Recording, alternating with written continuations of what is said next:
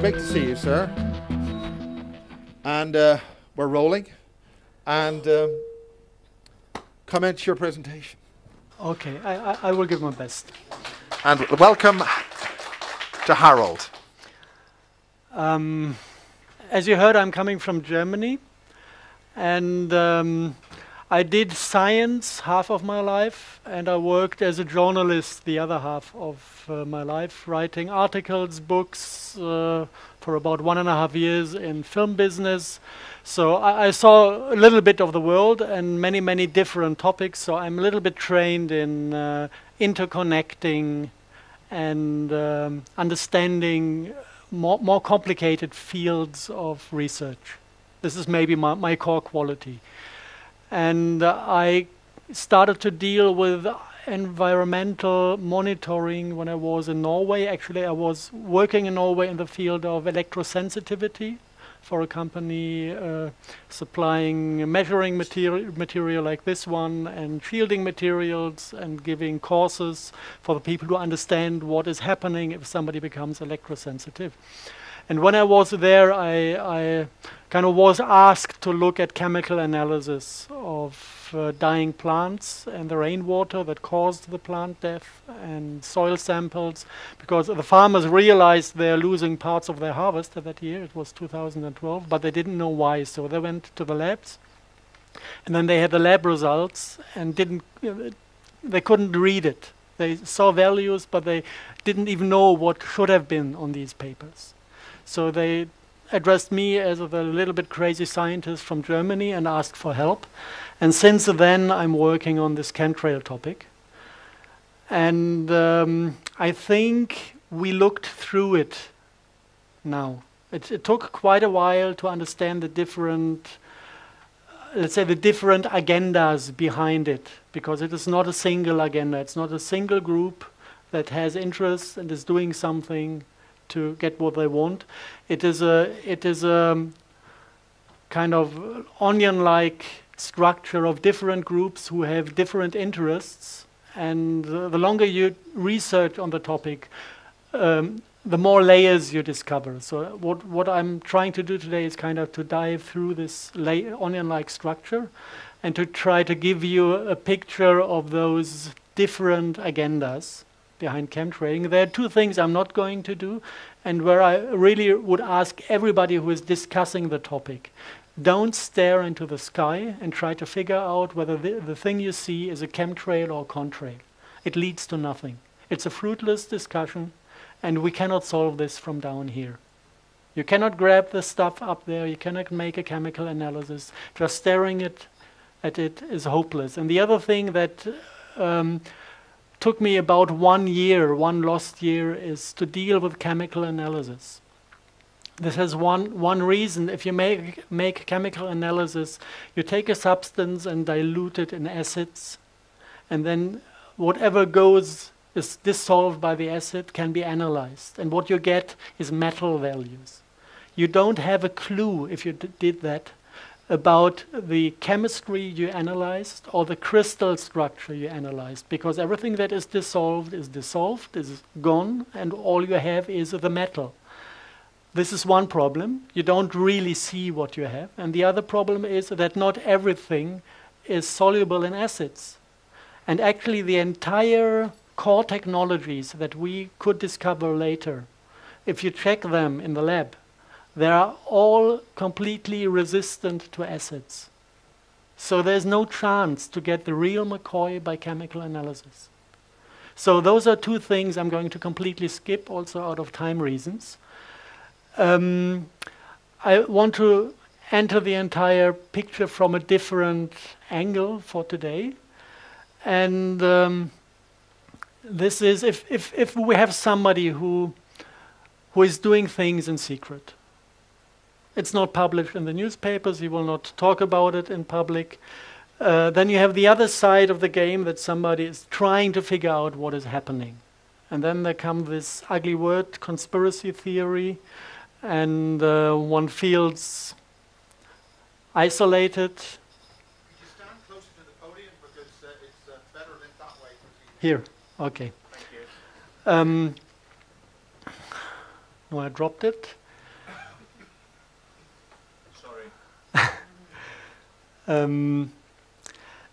If you're confronted with this thing that you might be a conspiracy theorist, then this is something emotional. Nobody wants to stand outside society. Nobody wants to be the weird guy. So this is basically an ugly argument that is used to make people shut up.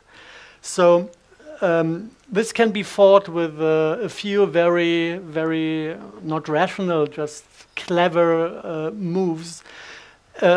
We want to talk about chemtrails. So the first question that comes up to my mind is, where does this word come from?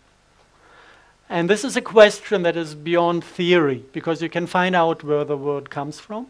And it comes from soldiers of the US Army, mostly US Air Force, who brought this word into the English language because they were sitting at the US Air Force Academy, attending classes of the chemical faculty, and one of the classes is the chemtrail class.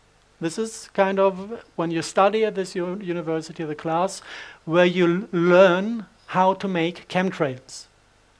Yeah. This doesn't touch the question, do chemtrails exist up in the sky or not? The only thing we can answer by looking at this chemtrail class is we can see this is a military technology.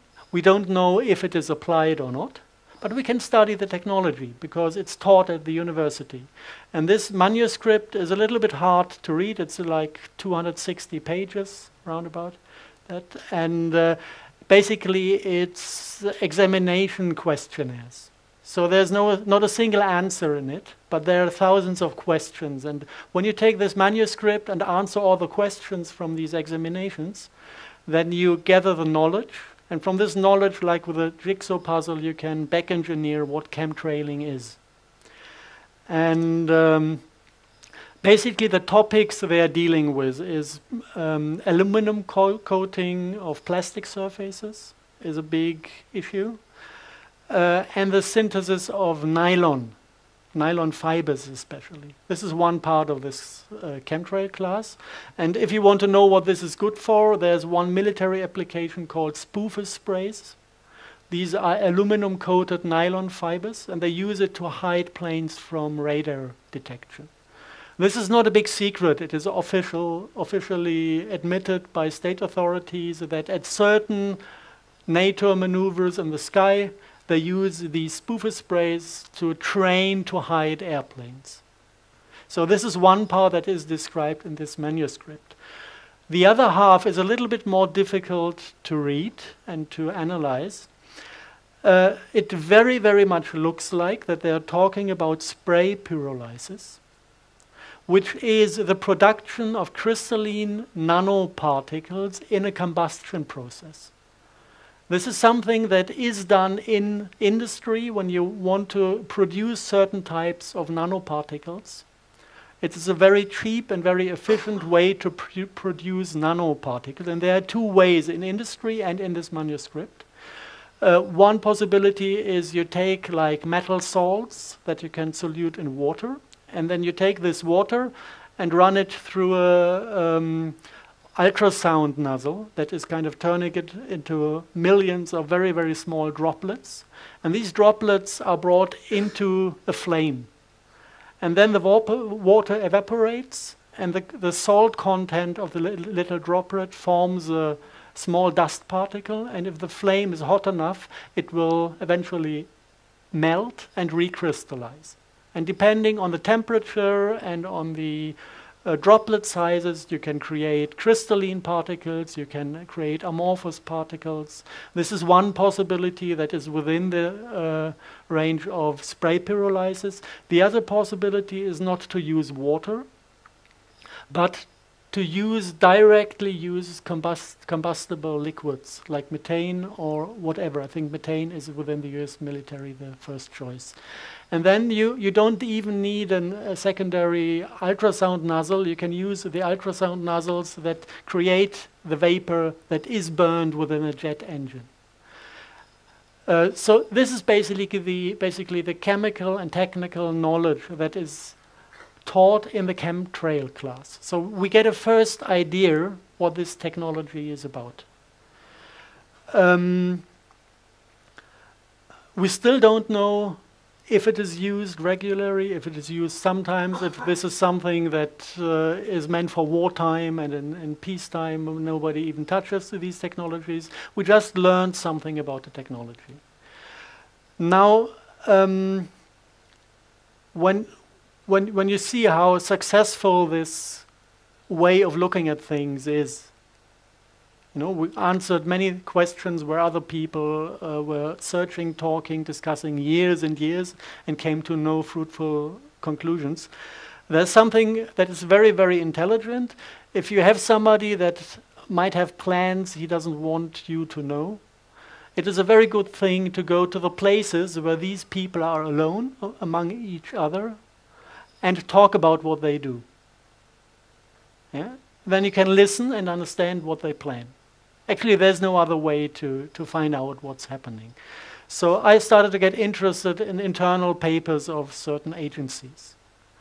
And there was one stupid mistake done by some network specialists in NASA. They published an internal paper, I think it's like 12, 15 years ago, that was classified, and it appeared for 2 days in the public domain of the main NASA website.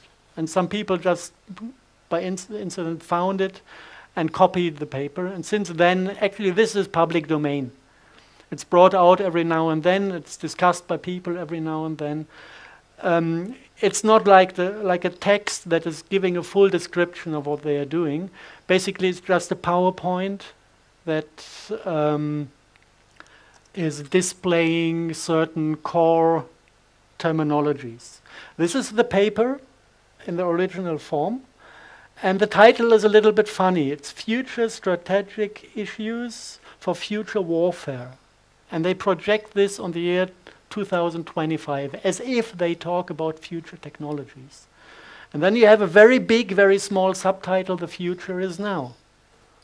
Now I'm a bit confused. Is it now, or is it in 15, 20 years that this is going to be brought out? If you go into the entire thing, you find a number of irritating statements. This is kind of the second page, the little one on top. Bots, Borgs, and humans. Welcome to the future. Bots is short term for nanobots, nanorobots. Borgs is a term coming from Star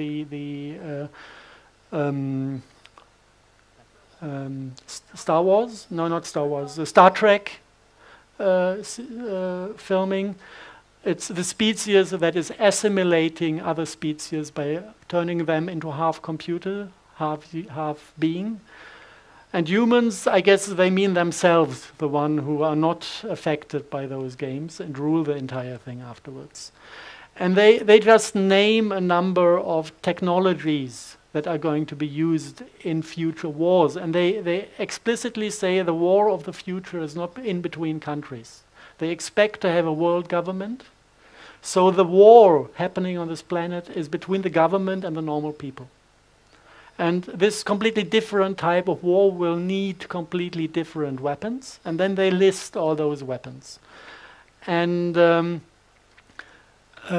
are certain things that are solved for them on nano level, on the level of nanoparticles, sensor swarms. If you have the nanoparticles in the air, it's a swarm. And it has smart dust. This is something we will find later in the details we found in the environment. Nanotags, things that are placed within the human body to give them opportunity to track you down every single second and read out what you think and what you feel. And something that is not explained in this paper, they call it co-opted insects, whatever this is. I just want to point out at this moment that this is in their paper, because we're going to find things that are going very much to remind us of these words. Other things in this paper that are worth mentioning, weapons that are apparently legal. Yeah, they are talking about weapons that are hidden somewhere in the civil domain. Everybody is dealing with them, everybody is using them, and one of them is the microwave. Microwave is used for mobile phones, it's used for smart meters, it's used for wireless LAN connections, and we're surrounded by microwaves, and they enter our body, and we think this is just a side effect of technical applications. But NASA classifies the microwave as a non-lethal weapon that is apparently legal. And they also name the effect of those weapons. It's behavioral performance decrements, seizures, gross alteration in brain function, 30 to 100% increase in brain flow, in blood flow in the brain, and also lethal effects that come over the time. So this is weapons brought out on mankind that NASA is openly talking about, just projecting it in the paper to the future. And we are falling for this. We think it's something clever to have a mobile on your head half of the day. What they also have, and this is something that refers to Kara's work, is explosive microdust that can be intelligently moved through the air to certain areas. You can up-concentrate it and form an explosive lens. And it can also go intentionally into human beings to kill them from inside. They say that it's clever enough, the system, to go into underground facilities with the dust, with the explosive dust, to access people who are hiding down there. So this is basically this NASA document that is giving kind of abstract picture what could be airborne in the future, or maybe, because the future is now, could be airborne already today. The next possibility to find out what is happening is to talk to whistleblowers. And there are not many whistleblowers around who really reveal essential facts. We have people like WikiLeaks, what's his name? Julian Assange. If you look who his lawyer is, it's the same lawyer that is serving the Rothschild family. And he's got massive attention by the state media. It was like building up a hero, you know. He's fucking 2 blonde Scandinavian girls. What a nice guy, you know. And then he's everybody's heroes, and then he's allowed to talk about certain things. And if you exactly look at the things he put into public, somehow it was serving the interests of the people in power. Now we have the other guy from the United States, the NASA guy, Snowden. What does he do? He's telling us that the intelligence community is listening to phone calls. This is something I know from the 1920s, that this is what the people do.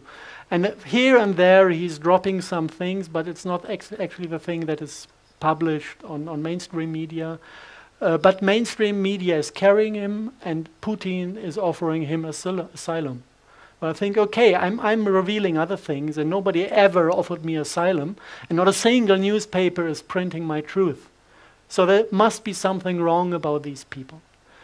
But sometimes you get whistleblowers who don't get public attention. And they deliver papers, and those papers are kind of interesting. There's one paper I want to mention that is handed around in Germany because it's written in German. And the guy was the technical director of an institute that was working on smart dust. And he suffered from cancer, and he had a kind of, 3-4 months to live before the cancer would kill him. And he regretted the things he did during his life. He realized that the money he got for it was not really worth anything, and that the things he did were not really friendly, and he basically put part of the technical concept on paper, gave enough information to make it possible to prove that it exists. And what he described basically was based on, maybe this is something this is not for this audience, this is something that is going to the intelligence community that for sure is going to listen to this lecture as well. The name of the project is Rabe Neu in German. Translated, it would be Raven New, so that you know that we know what you do. And the guy revealed a few things about this project that even the people in the project do not know. And this is the message that is now going to the intelligence community, because you should know what is wrong about this project. So what he did, he's talking about genetic engineering. And before I would like to mention a few things that he mentioned, I would like to give you an overview about the possibilities in genetic engineering that are publicly known. Not to everybody, but it is public domain. So in genetic engineering, you can create DNA, which is the full genetic information that, like it is in the cell, and you can split this thing into half and have kind of half of the structure, only one side of it, the spiral, and this is RNA. And in genetic engineering, it is very clever to use RNA because it has the full functionality, but it doesn't spoil the next generation.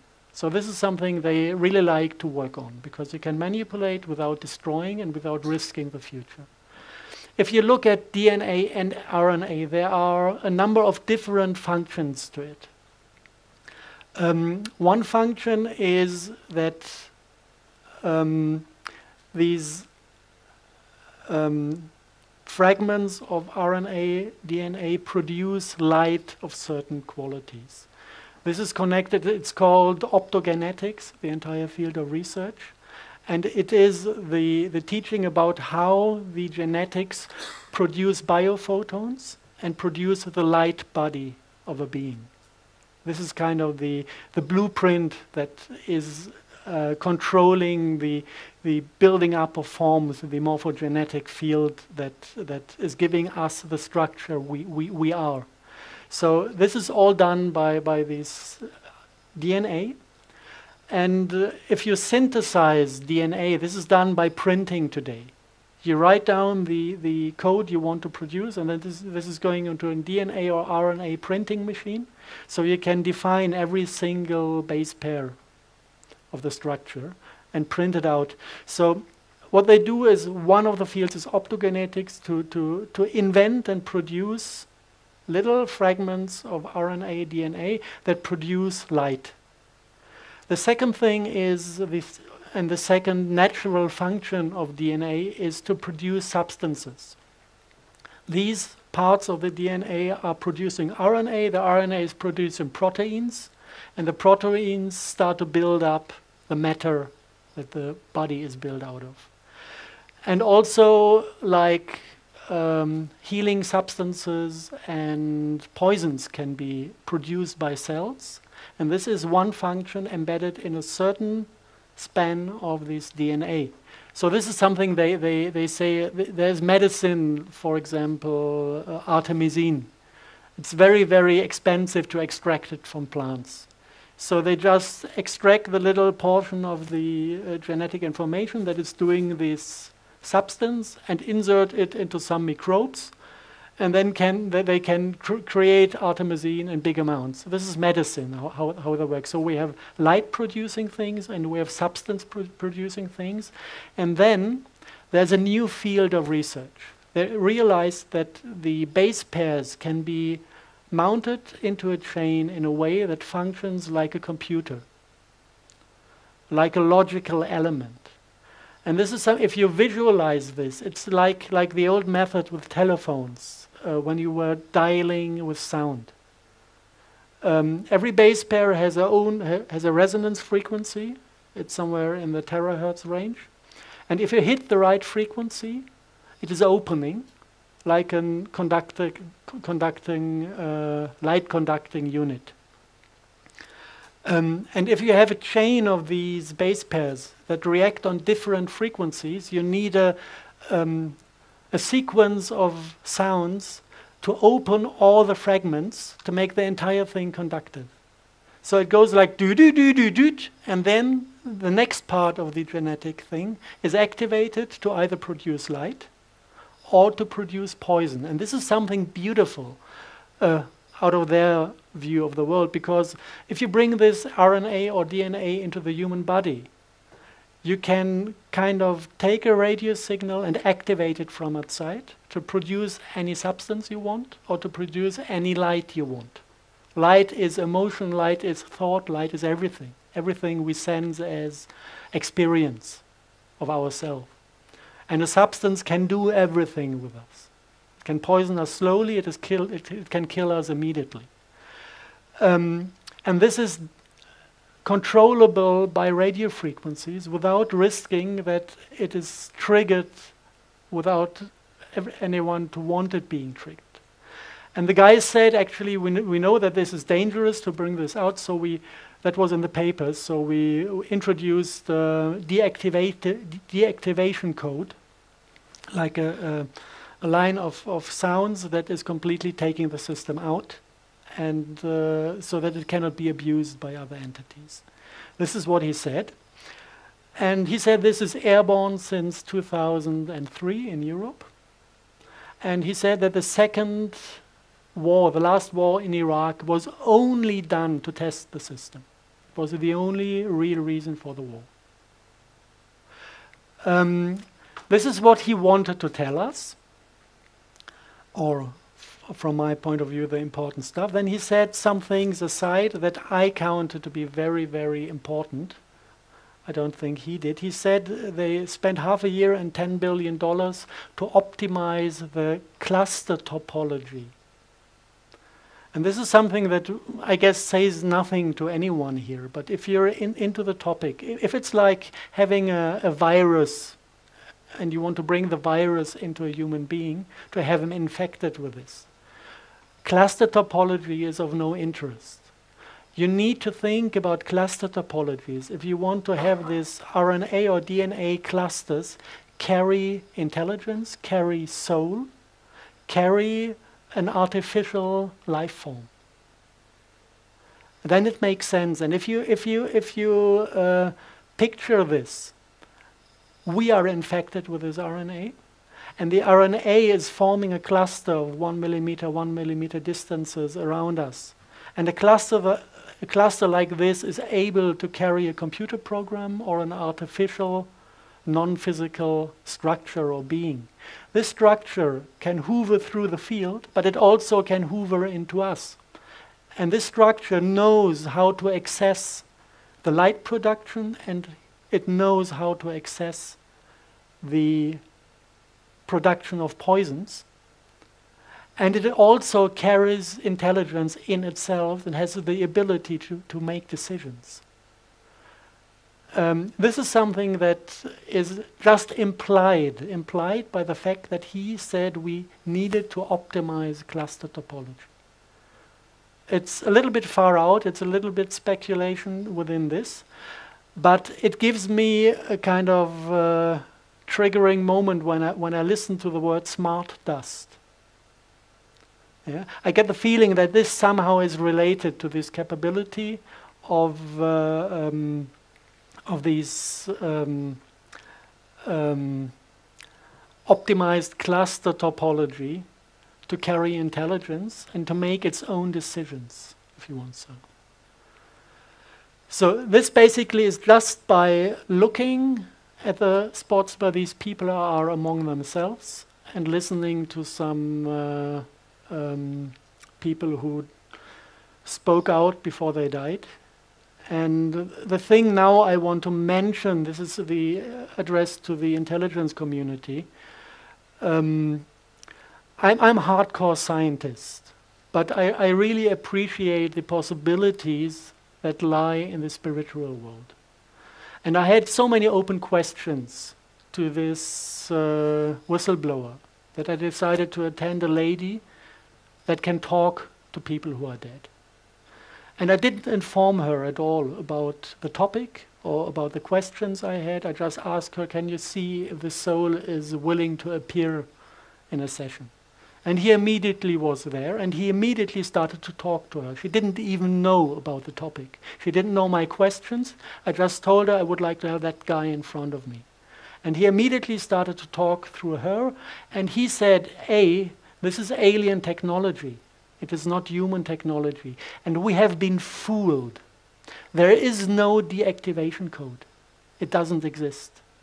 It's just a big scam that they kind of offered to us to let us think that we could control the system. But this is alien technology, and it is not controllable anymore through us. And this is the thing I would like the intelligence community to know.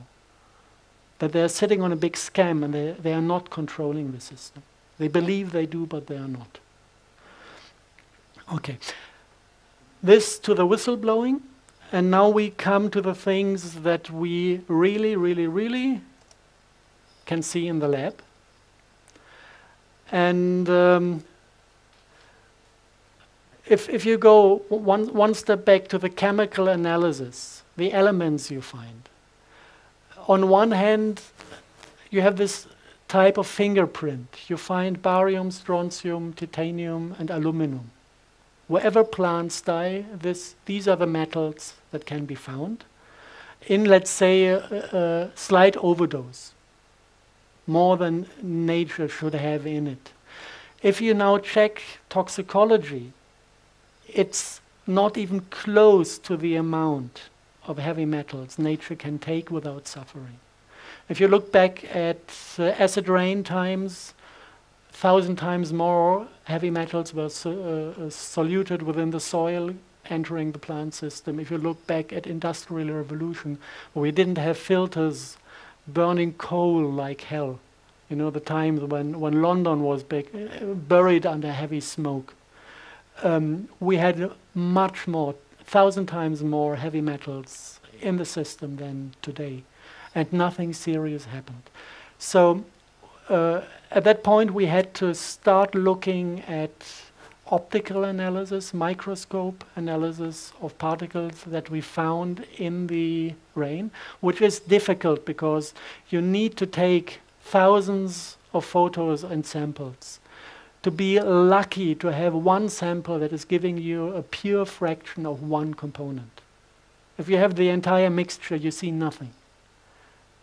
And so the things I'm going to show now basically are based on the work of a guy in Germany who spent 3 years, 4 years, 5 years, 6 hours a day in front of a microscope to find out what is in the rain. And one component is a piezoelectric nanocrystal. This is kind of a pure sample of the thing. You can see it has some kind of magnetism that makes the little particles join each other like magnets, which is one aspect of this piezoelectric properties. And the most amazing thing, if you look it up, piezoelectric properties could be expected with barium, strontium, titanate, which is kind of the fingerprint, barium, titanium, strontium that we are looking for. There's no aluminum in it, but 3 of the elements are contained in this piezoelectric crystal, and we can see that this is an extreme interesting crystal because this is now a raindrop dried on a piece of glass, put under the microscope, and when you remove the top layer and then come with your finger close to the drop or just breathe on top of it, you will see certain effects appearing, and I'm going to show this to you.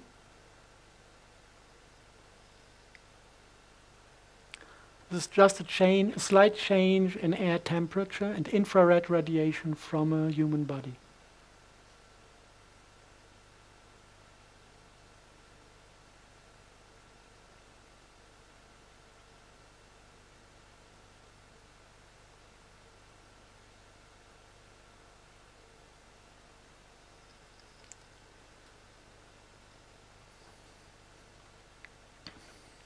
So we have highly transparent nanoparticles. They have a refraction that is 4 times higher than the one of diamonds.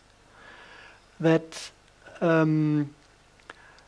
if you look it up on Wikipedia, you can read there that they are valid for scalar applications, that they can be used in applications utilizing time reverse field structures. It is a set of physics that is not in the public domain. It's scalar physics. But even in Wikipedia, it is mentioned as one of the particles that has the ability to handle and process scalar waves. Let's put it this way. Maybe it's the easiest. This is the reason for the plant death, because the crystal is highly transparent, but it absorbs UV light. At 260 nanometer wavelength, it is 100% opaque, absorbing UV signals. And this is exactly the frequency where the plants are processing the cell division impulse.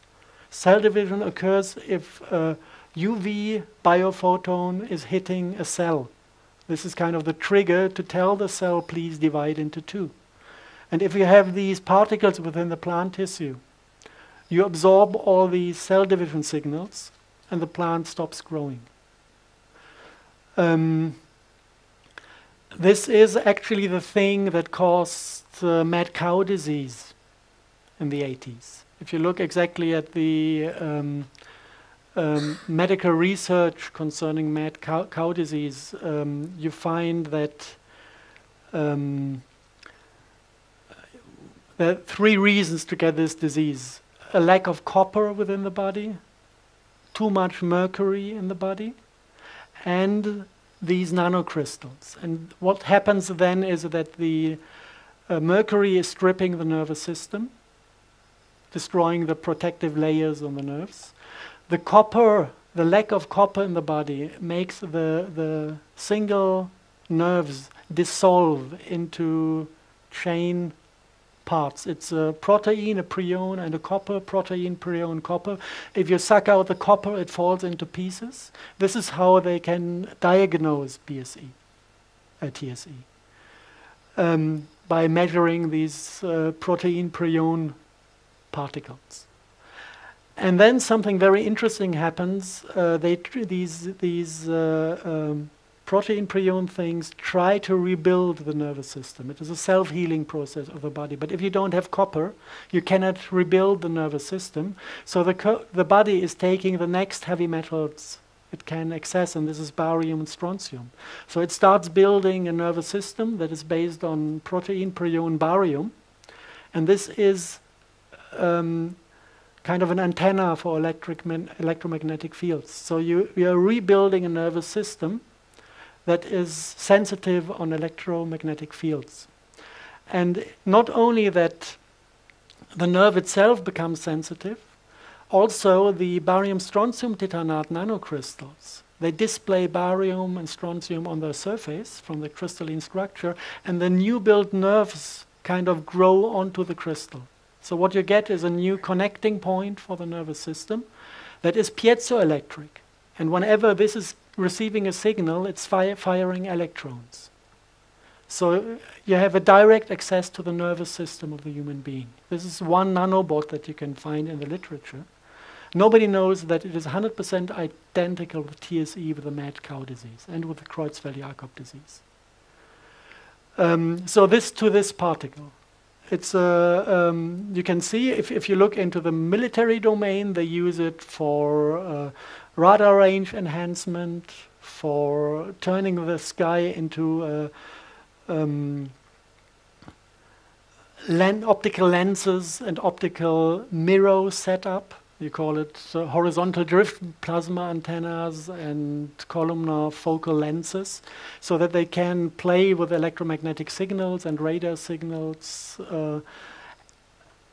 by turning the entire air, the particulate plasma they bring out, into a controllable technical unit to direct and redirect all sorts of signals.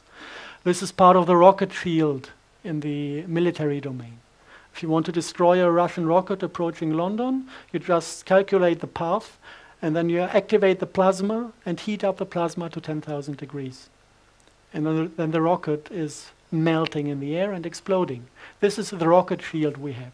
And this needs to be sprayed out over the entire territory of Europe to have it everywhere. So this is the military domain, but as you see, some of the aspects of this particulate plasma are connected to diseases and to attempts to get access to the nervous system of humans. So this is the second agenda that appears on the monitor, which is not about military technology, but already about controlling the civil population of countries by accessing their nervous system to introduce signals. The second one, aluminum and manganese oxide. By the way, barium strontium titanate is produced in industrial spray pyrolysis at 750 to 600 degree flame temperature, which is identical with the flame temperature within normal jet engines. Aluminum oxide is also produced by spray pyrolysis by temperatures of 1700 degrees. This is afterburner technology. And afterburner technology in the military domain is utilizing aluminum fuel. So the aluminum is already contained inside the fuel. If you look at those particles, this is how they look like under the microscope. The particle form is called a whisker. It looks like a star, and it has this special ability to attract electrons and to hold them. So this is the function of these particulate plasma in the military domain. The barium strontium titanate can be activated to spit out electrons, and the aluminum oxide is carrying them for a long time. Just to show that this is what we have on daily basis in the environmental monitoring, both those two nanocrystals. This is also connected to a medical problem, especially if it is the low temperature form. Then you don't use aluminum, you use manganese, create manganese oxide. This is causing symptoms that are 100% identical with the influenza virus. And especially during the winter month, you find lots of this in the air, when all the people run to the doctor because they think they're getting a flu and they want to be vaccinated. I know in Germany they sold 20 million vaccine units last year. And the funny thing is, if you ask them, how do you know that people have a flu, it's only going via the symptoms. We had 6 people examined on molecular level to find out what kind of flu virus caused the disease. 6 people in this entire season in Germany, and from there they make statistics. So basically this is sprayed hysteria, and it has nothing to do with the virus, and running to the doctors to get vaccinated is suicide. Okay, the next thing that you can find in environmental monitoring are Morgellons. Yeah, if you look at the things the vaccination is containing, starting with mercury, this is pure poison. Starting with chelates that pull out copper from your body, you start realizing that there's a plan behind it. Yeah. This is, we know all this about the TSE scandal because of one guy called Purdy. He was a farmer in Great Britain that had a biological run farm. And he refused mandatory vaccination for his animals. And none of his cattle had TSE. Not a single one. Just because he refused the vaccination. And this was at the moment when he woke up. And 10 months later, he died of brain cancer. Just to refer to the list of microwave weapons and their application. Okay, in the NASA presentation, we had the nanotags that are apparently there to track down people, to find out where they are and what they think. The first public, nice, detailed public description was in the book of Cara St. Louis Farrelly, The Sun Thief, where she says that there are hollow fibers sprayed, self-replicating hollow fibers that are there to kind of read out the light fingerprint of your DNA, transform it into an electromagnetic radio signal that is detectable via satellite and ground stations. This is what she found out by analyzing information dealt with the chemtrail communities in the United States. She never mentioned the name Morgellons in her book, but if you look at these Morgellons, who had heard about the Morgellons disease? Half of you, okay. Let's just have a look at them. Nice creatures. This is a German tomato that got some German rain on top of itself.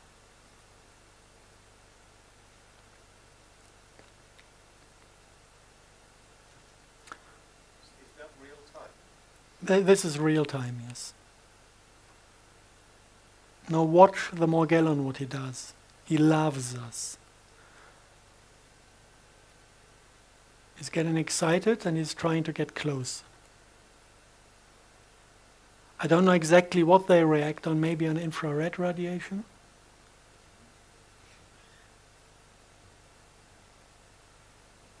So these are basically, it's mycelium of a certain type of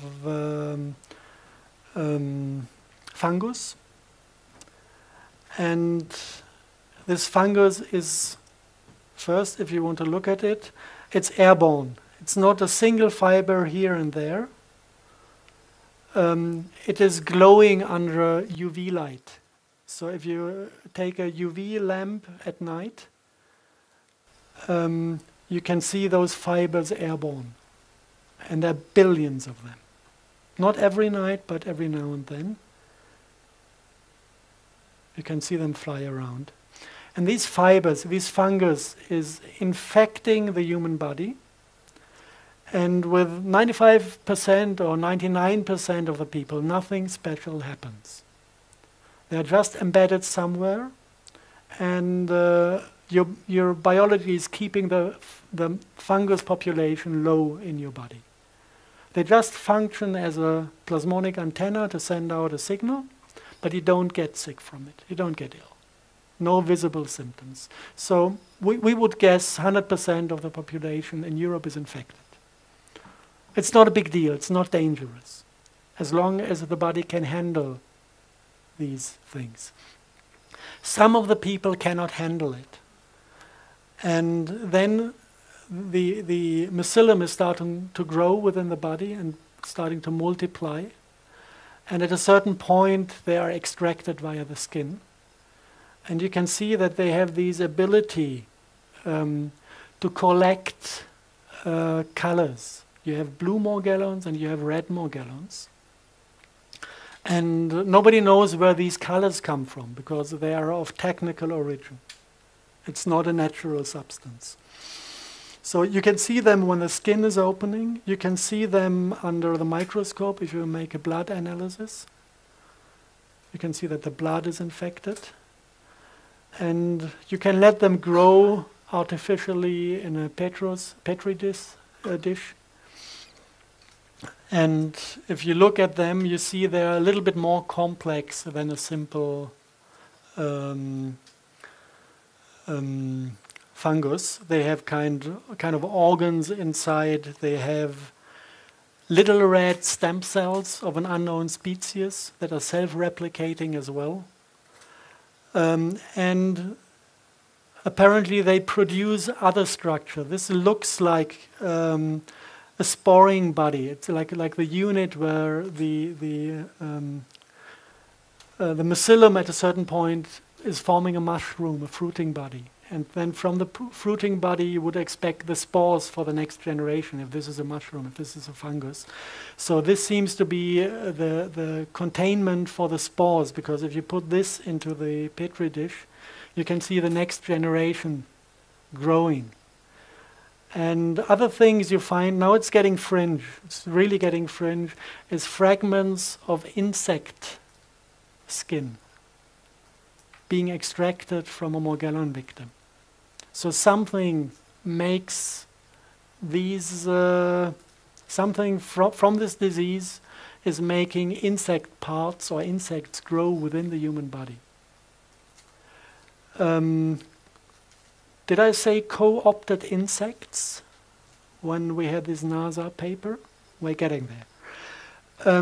To understand what this is all about, at first sight this is a disease that should be cured. We worked on finding a remedy to cure Morgellons disease. It's easy. You don't even need to fight the Morgellons. You just need to re-establish a healthy environment within the human body.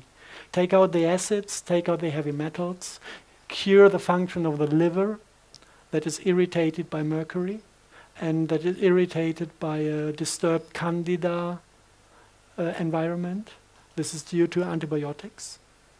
So this goes, in the medical domain, this goes back to vaccinations, to antibiotics, which is completely disturbing our system. And at the end of the line, the Morgellon is kind of trying to save us from all the poisons that are within us. Save us from the acids, save us from the heavy metals by containing them. This is why the body allows them to grow.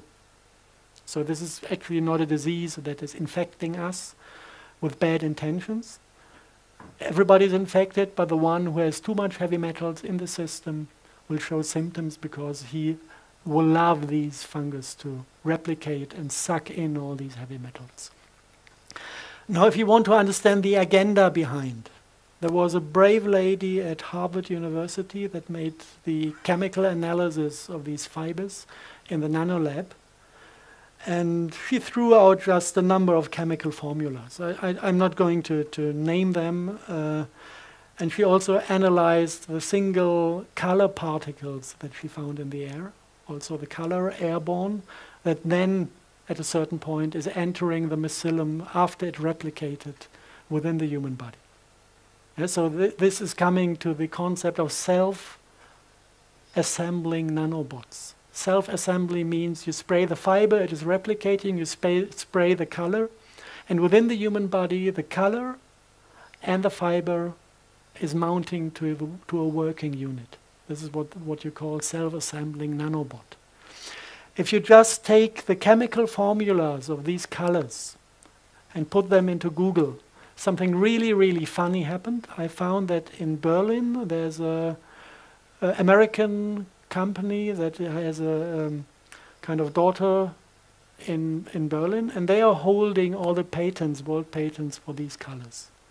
And if you look at their website, they're very proud of themselves, serving the medical community with these quantum dot liquids, with these quantum dot colors, and with other lab equipment for mainly transhumanistic research. And if you look into they have a long list of publications of people who bought their stuff and used it in the lab. And whenever a publication was coming out of these labs, they just listed the publication on their home website to just to advertise their own products, basically. And if you look at this, you can find all the things connected to the Morgellons disease. You find like large area self-assembled plasmonic photonic crystals. If you go into this publication, you find these hexagonal forms. And if you look for the function, actually this is a thing that is collecting a radio signal and turning the radio frequency into DNA-readable light impulses within the body. So this is the reading unit. If you look down there, you have photonic crystal fibers. If you look what they do, it's normally they talk about carbon nanotubes filled with these colors, with these quantum dot chemistry. And the function is to collect light processed by the DNA and turn it into a readable signal. Exactly what Cara St. Louis described in her novel. And if you put the two together, this goes beyond the novel. You get a read-write unit. I can take one person, make him angry, read out his anger, digitize it, put it on an antenna, and address 100 people that are not angry. And if they have this biology within their system, they will feel exactly the same experience of anger that I read out from the single person. So what do I need? Do I need an Arabic Spring? Easy. Just introduce some anger to the system. Yeah, so this is basically the possibilities that lie within a read-write unit, like a tape recorder. Record the human experience, the overall human experience of a human, and you can tell by the colors what this includes. Blue is the light that we process for thinking, and red is the light we process for sexuality. So they control our egos, they control our minds, and they control our sexuality. And if anyone has doubts if this is really online, the system, there's another Morgellon victim in the United States. She just calls herself Jan. And she had one of these hexagonal photonic plasmonic crystals coming out of her skin here. And she put it under the microscope and caught it while working. So this was the first view on the particulate. It's not perfectly shaped in the hexagonal form, but you can see at least the angles at certain points. And this thing is controlled by microwave.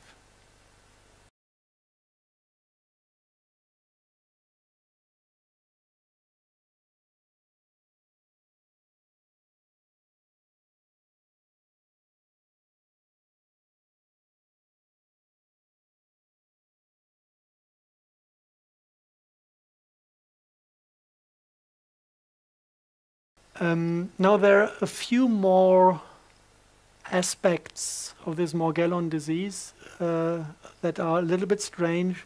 Morgellon victims have this sensation of insects crawling through their body. It's sometimes the disease is called delusional parasitosis. And the doctors say this is pure madness, and normally what they give is psychopharmaca. I guess to get the people quiet. But this is an experience all of them share. And one thing that is irritating me, you have these little red stem cells. And if you look at the family of the Morgellon fungus, he's a close relative to certain myco-insecticides. And they have also this property. They are trained to kill insects. It's for agro-business. So what they do, they attack, let's say, a fly. They eat the fly from inside, and then they assimilate the DNA of the fly and form the fruiting body in form of the fly, and make the eyes of the fly, or the artificial fly, of the pseudomorphic fly, glow with exactly this type of artificial light created by a fungus. And this is attracting other flies to get infected with this fungus. So this is something this family loves to do. Now, I would expect this family, if it attacks humans, to extract human DNA and to form fruiting bodies in the form of a human embryo, because this is within the biology of this fungus family. But it is bringing in red stem cells. And the morphogenesis of the fruiting body is pretty close to a human embryo. But there are certain differences and there are certain properties of this form that are not human. And especially one thing is these embryo-shaped things. They don't have legs, but they end like this at the end, more like a, let's say like an insect, and they have only one eye in the middle of the head. And this eye is insect type, and this eye is glowing, and on top of the eye, on these insect-shaped things, you have these hexagonal structures that carry the spores. And so the question is, what type of species is carried by the morphogenesis of these pseudomorphic mushrooms, because it is not human. And the question is there a connection between the species and the thing that the Morgellon victims experience within themselves as crawling insects? And we were really lucky. We had the opportunity to work with one Morgellon victim that had remote viewing capacities and had the ability to visualize those creatures within his body. And luckily he was quite talented in painting.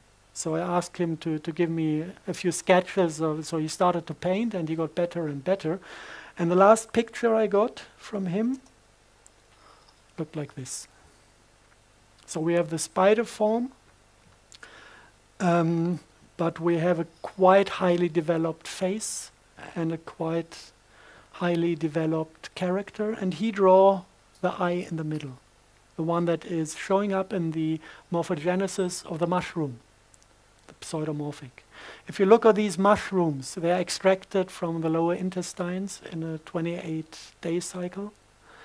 You have male and female forms, and you can find sexual organs that are male and female, and these sexual organs are spider-like. I think it's called bulbous, the kind of a bag containing the sperm of the spider. This is what you find within these mushrooms. But it doesn't look like mushroom from the cell structure. It looks like the step to the next generation is not fungus anymore. It's going in steps to a real spider generation. The second thing these spiders do when the fruiting bodies are extracted through the lower intestines, some of the patients have the feeling of having energy extracted from the forehead, pulsed streams of energy flowing into the lower intestines, and it feels like whatever is born down there is stealing light, is stealing energy from the human system to accumulate as much as possible of it. And this all mounts up from my background. I've been dealing with physics a lot, and I'm familiar with higher dimensional physics. I'm familiar with the theory of Matty-Pitcairn and multi-layered space-time sheets. And for me, it's quite easy to think in higher dimensional rooms. Who is not into physics might go into the spiritual realm when we say that mankind is about to ascend into higher realms, and we have this Vedic concept of 7 hells and 7 heavens. This is all identical with the multi-layered space-time sheets of Matty-Pitcairn. So for me, it is quite easy to imagine higher dimensional biology, transdimensional beings. And what I observe out of this point of view when I look at Morgellon disease, it looks like a higher dimensional being abusing humans to reproduce his own species. And before these pseudomorphic fruiting bodies leave the body, they extract enough biophotons from the forehead to ascend to a parallel dimension. And from then on, they're invisible. But they're still within the body. And this now is pure science. This is what we found in the lab. This is what can be explained with higher dimensional theories. But it also refers to mythology.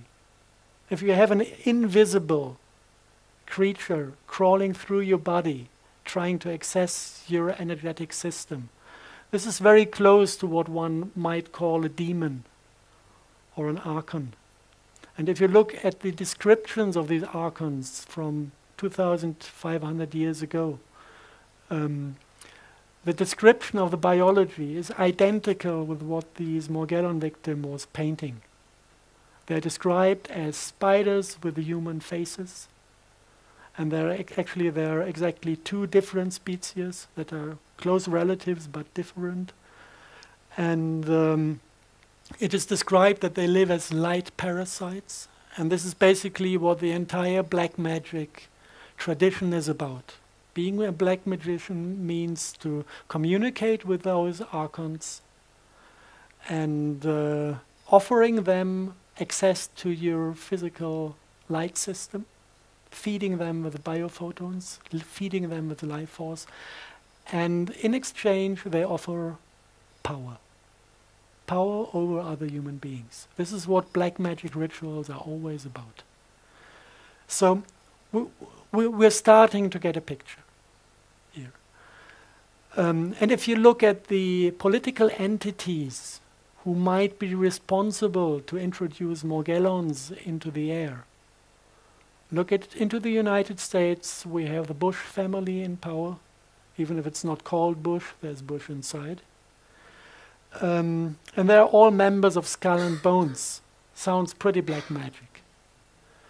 If you look how these people are interconnected, the next topic is going to be Black Goo. And there's one big Black Goo deposit in Paraguay. And there's one village next to this Black Goo deposit. And the Bush family has her big villa escape territories. When they are chucked out of the United States, they're going to be down there, living in this little village in Paraguay. And a friend of mine went down there to get samples of this Black Goo from Paraguay. And he realized that Angela Merkel had her villa next door. Yeah? And this Black Goo has to do something with the communication with demons. This is in the black magic tradition. These Black Goo schists were used to communicate with the demons. So this all interconnects on political, scientific, and the level of mythology. We can access Black Goo also from the little pictures from the microscope. This is German rain. And if you want to know what this liquid does, you can have a look at it in the lab. When you have bigger amounts of it, it looks like this.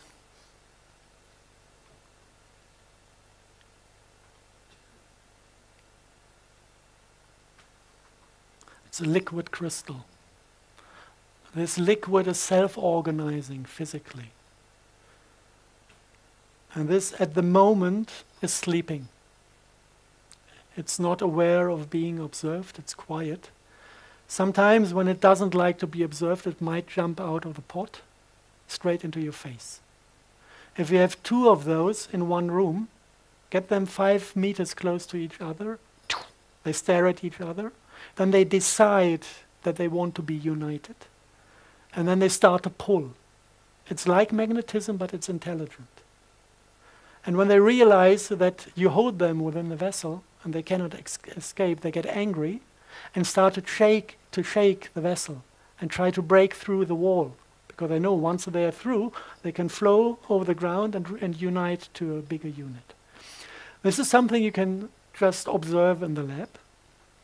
And especially this liquid was extracted from those black stones.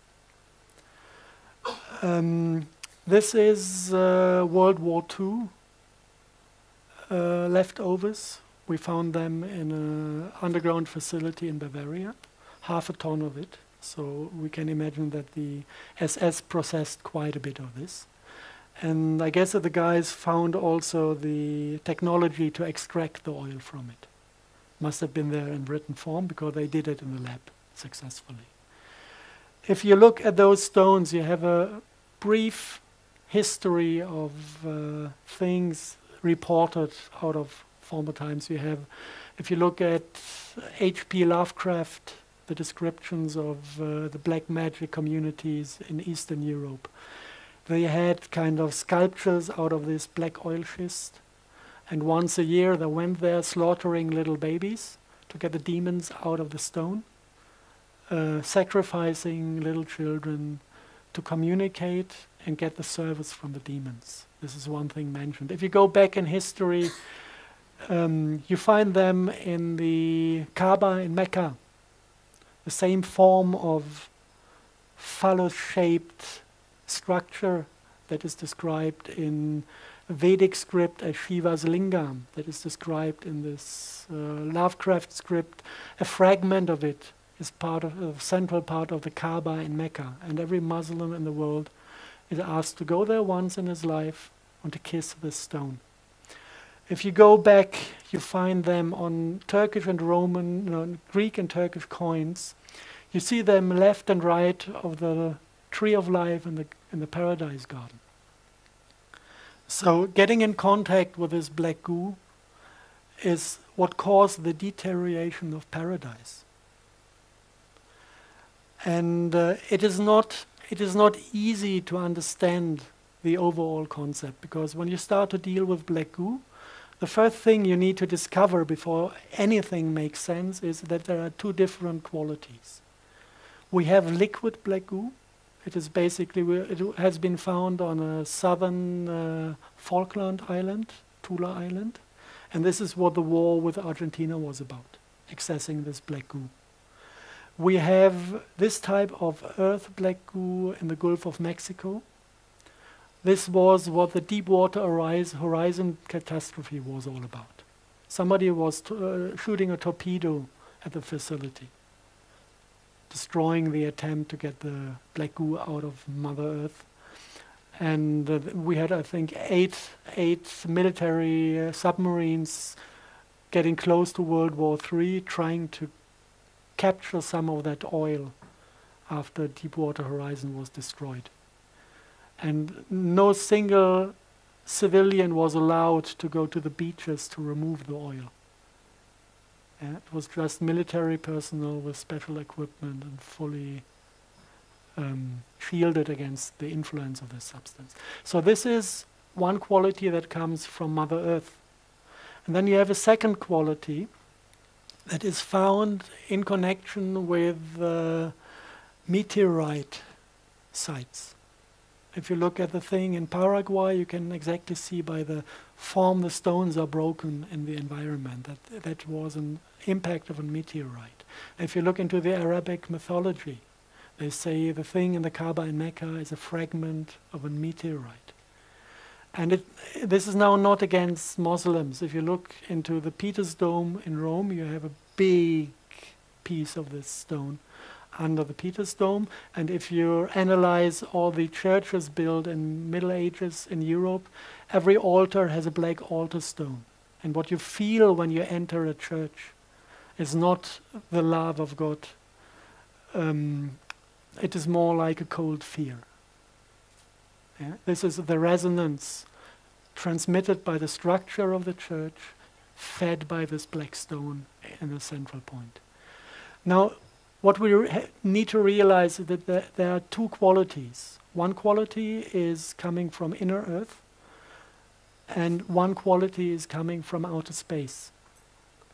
And they feel completely different. The Falkland black goo is called santan and oil, because it has full empathy. If you're getting close to this oil, you're coming in a state of mind that is full of love and empathy. If you come into the vicinity of the meteorite black goo, your heart chakra dwindles to nothing, and you become an empathy-free asshole. After my first contact with the stones, I was this close from killing the hotel director, because she complained that I took a shower, although I had to sleep outside. They didn't have any rooms left, so I slept in the car, was dead frozen in the morning, and took a shower in a room of a friend who had the last room that was available. And she just complained that I took a shower without asking for permission. I was really close to killing her. This is what these stones do with people as long as they're unconscious.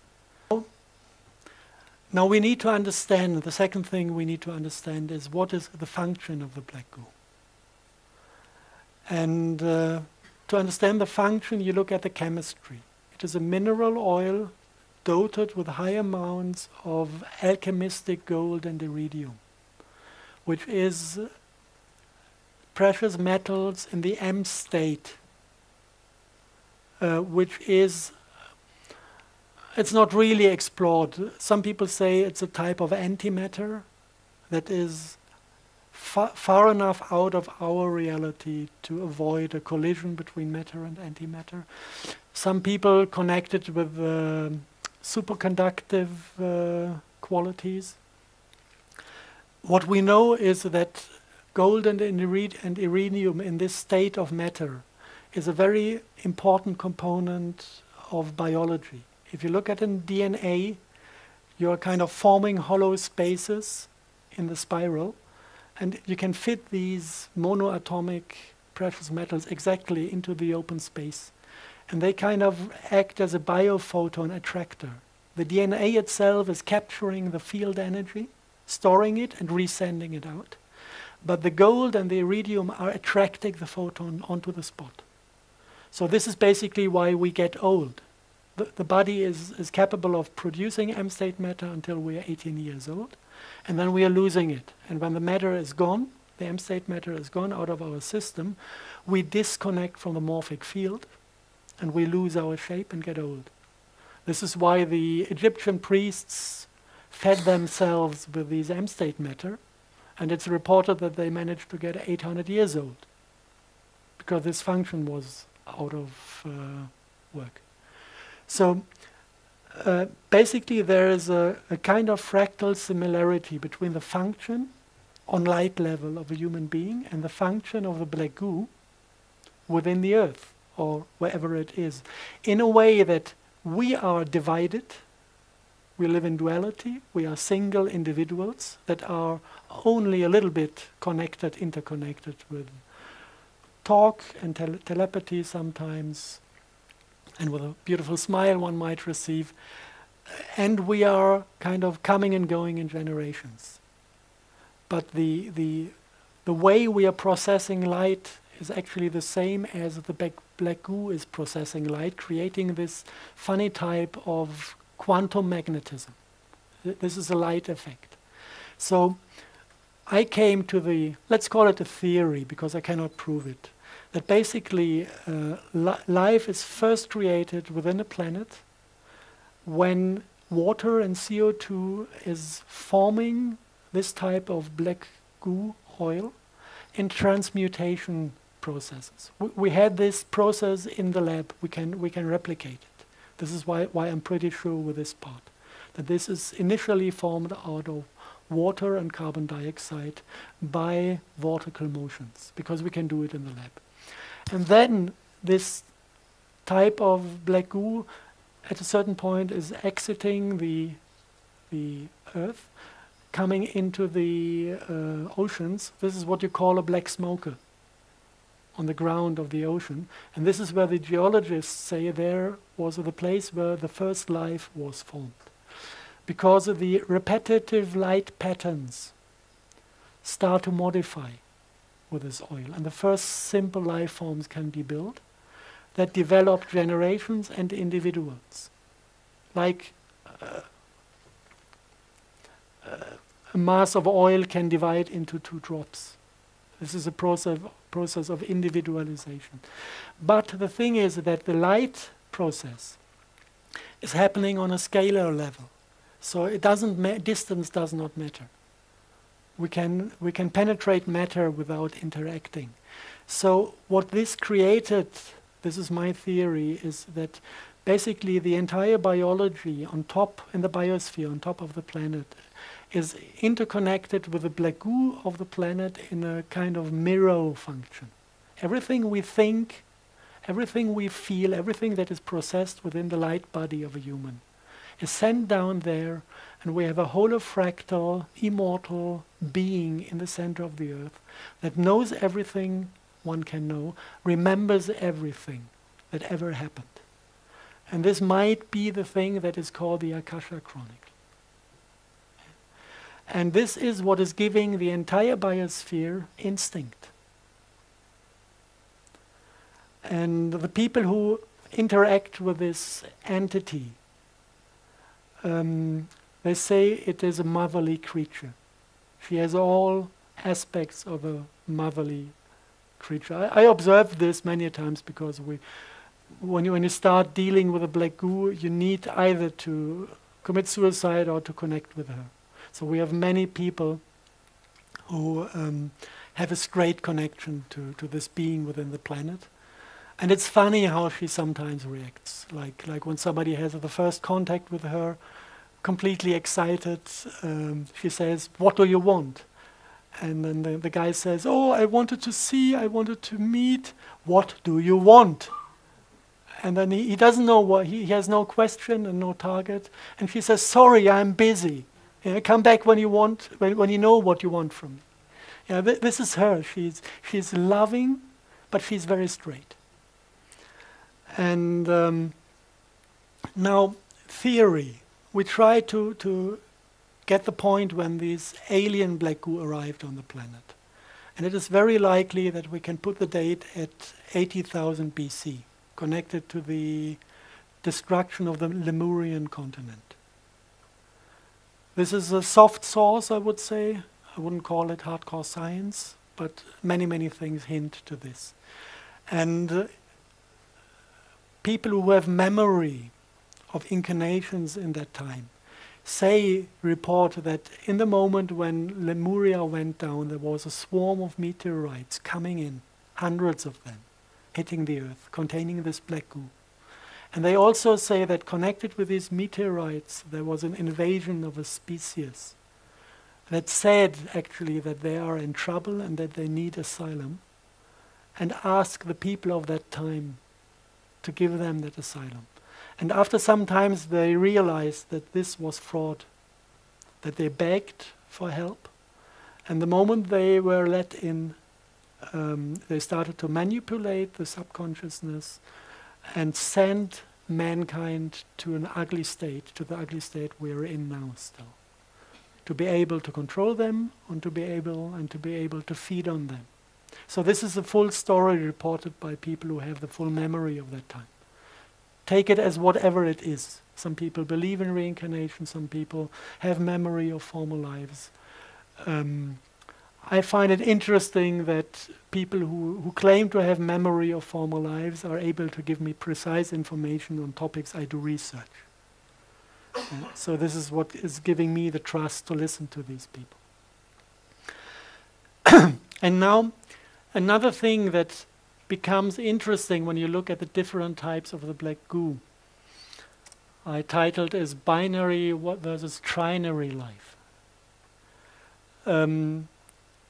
The sensation of the Black Goo forms is different. One is full of empathy, you have a heart in there, and one is cold and empathy-free. If you look at the scalar fields that are forming, how to say from which corner to take it first. If you look at the Vedic medicine, you have all these mandalas showing the symmetries within the chakras.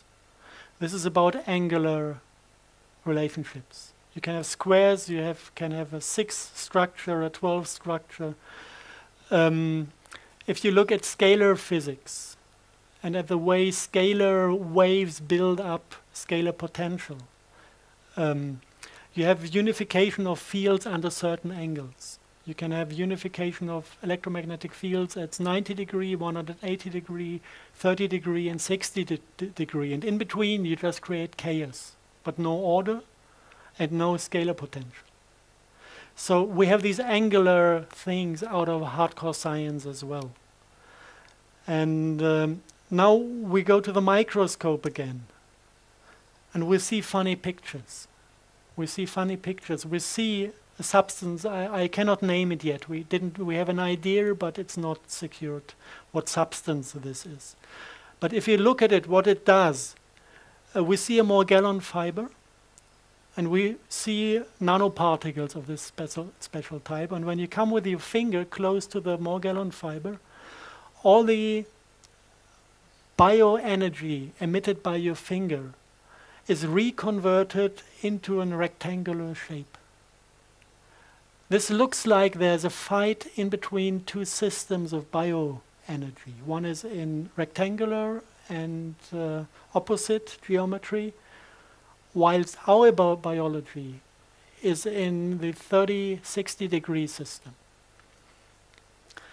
And now if you look at the smart dust concept, if you look at the question, how does military people charge smart dust with scalar potential?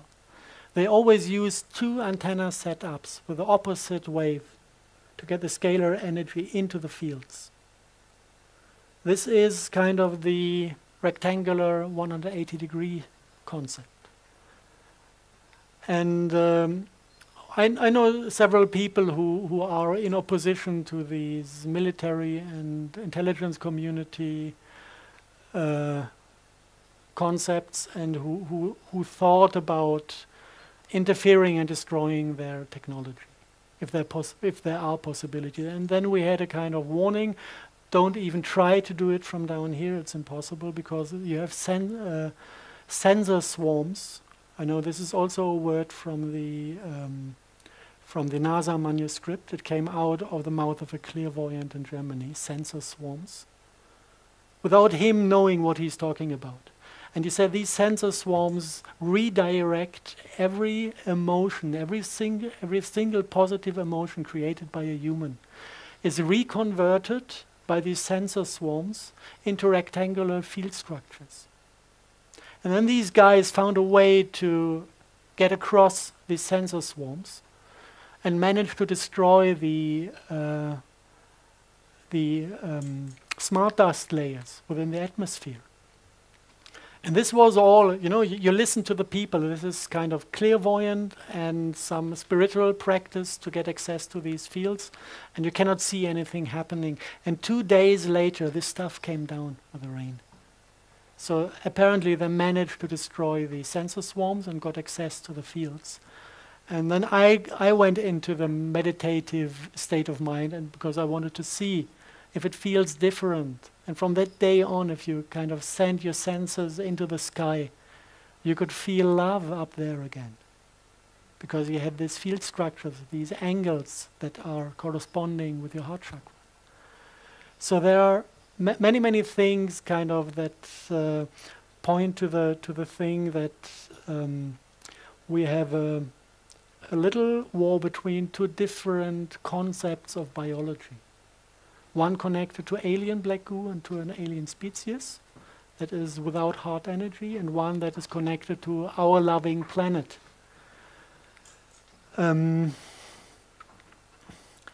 So I will try now to get the big picture of this smart dust concept. Also with displaying the different agendas behind.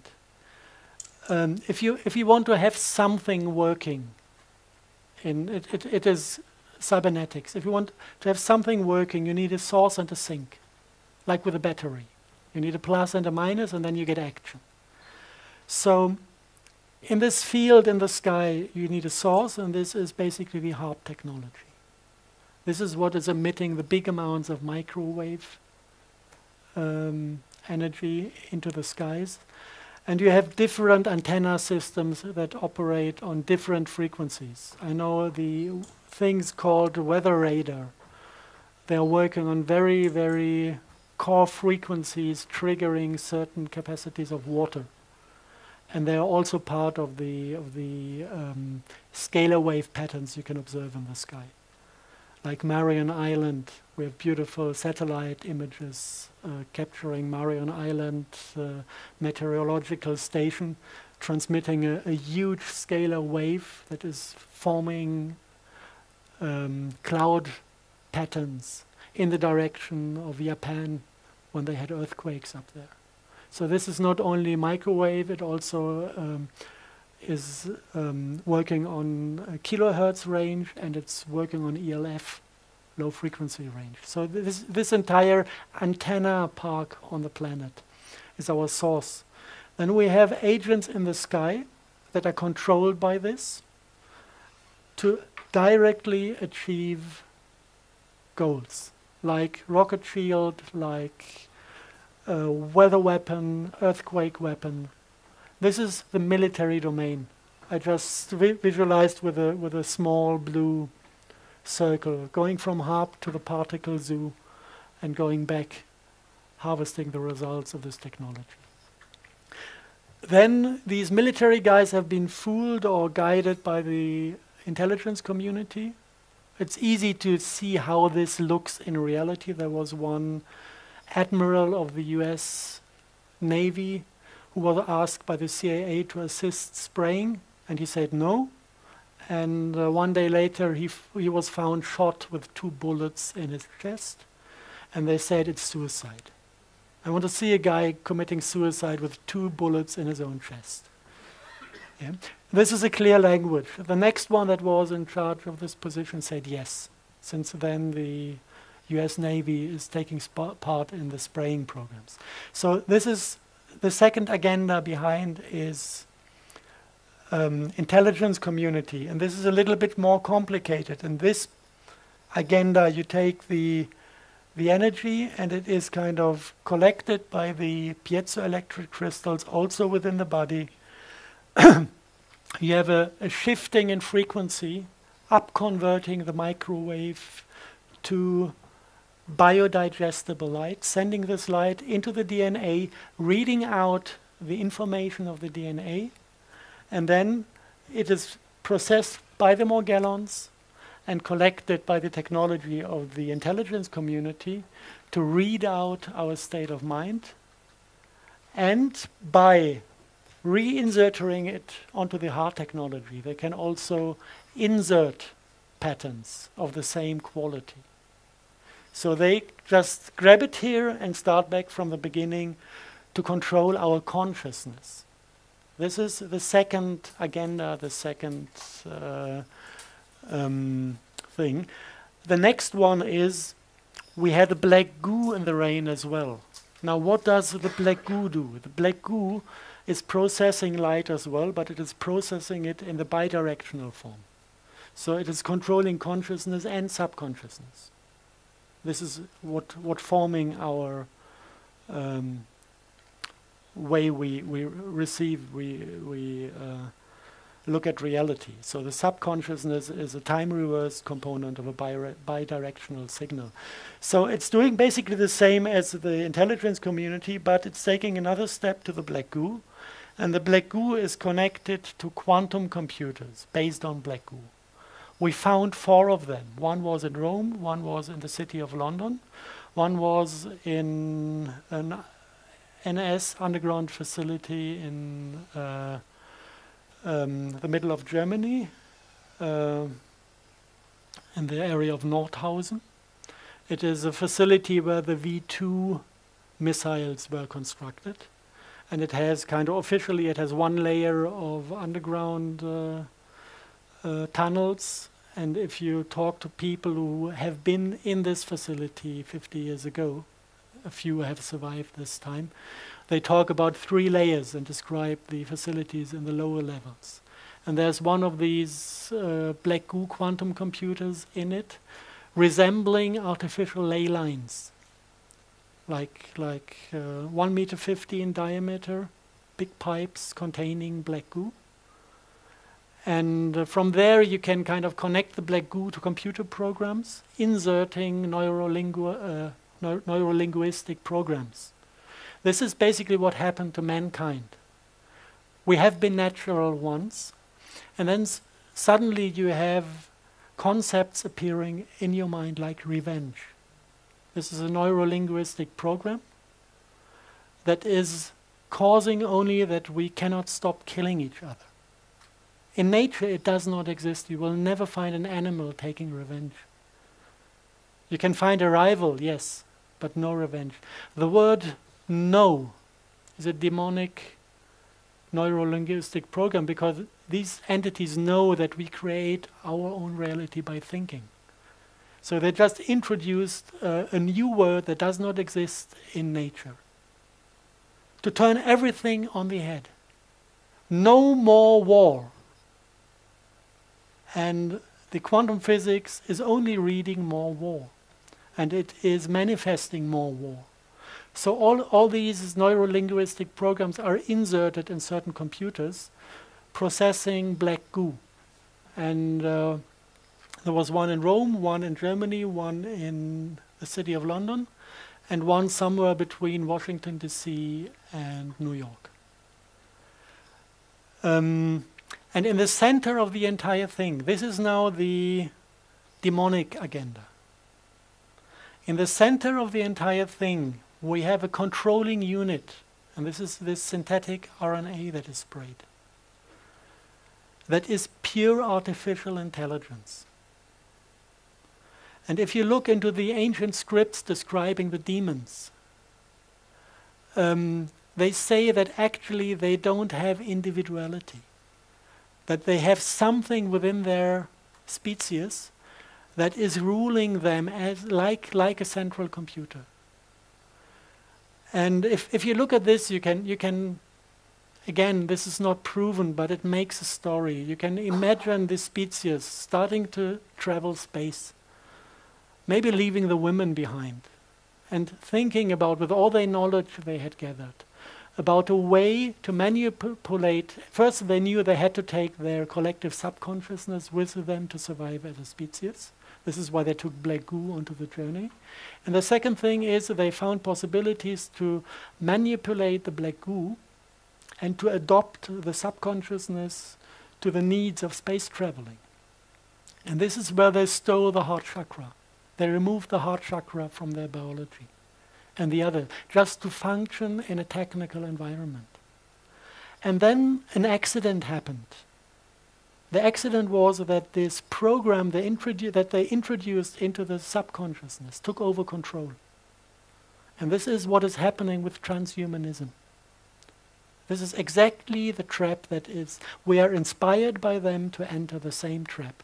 And we are not inspired by the demons, we are inspired by the AI that has nothing else than a running program to invade planets and to assimilate the biology for only one purpose: to suck out life force to survive.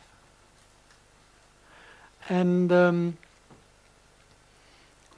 if you look at this from above, it's a really beautiful structure.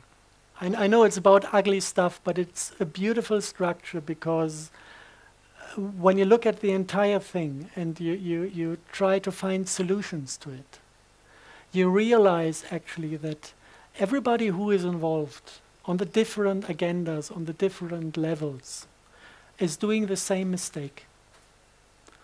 It is the Luciferic game. Let me participate in your power and I will serve you. I don't want to know what you're doing. I don't want to stand in my own responsibility. Just let me participate from your power and I will serve. This is the Luciferic deal everybody is doing. And we are doing this by going to vote a government that is taking care of all the pipes we are connected to. But we let go of our responsibility and we let them do. They're giving control to the military domain. The military domain is giving control, same game, to the intelligence community. The intelligence community is giving control to the black magicians. The black magicians are giving control to the demons. And the demons lost control to their AI. And if we all understand the game, we can just say, hey, stupid game, let's let go of it. And we can stop playing these thing that basically is nothing else than being afraid of self-responsibility.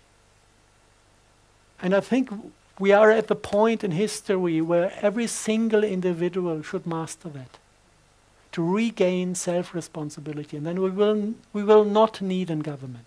It's not about changing the government. Because the entire concept of governments, having somebody to control, is demonic. It's not about replacing people. It will never work. We need to replace the game. And at the end, the only one I'm harming when I do this is the AI. And I don't need to take care of her because she's not a being. No pity necessary. No respect towards a living creature. I could switch her off, this is one way. I could start taking care of my own business and ignore her, and then she will diminish by herself. We don't need to fight anybody when we get rid of this problem.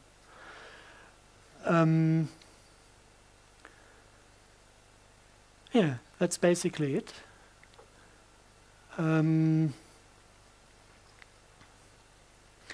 we go straight into questioning, or do you need a 5-minute break to resort yourself?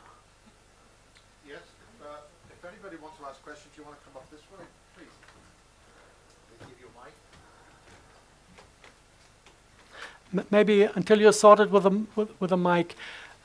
We did yesterday, we did 3 hours recording for Bases 46, and I kind of left out the core I described today. But I went into the single aspects that are connected to it. We had 1 hour about scalar physics to really understand what this is about, how this 4-dimensional physics work, and how 4-dimensional biology can exist in it. We went into this topic of regaining self-responsibility. This is the 3rd part. And we went a little bit deeper into the Morgellons disease and the Black Goo story. Because now it's 1.5 hours, and normally I take 6 hours for the full lecture. I do seminars normally. 6 hours is enough to transport everything I would like to say. So we have 1.5 now, and the other 3 hours are in the Bases interviews. You will have online in a few weeks. So whoever wants to go deeper into the into the topic can get the other 3 hours on the internet.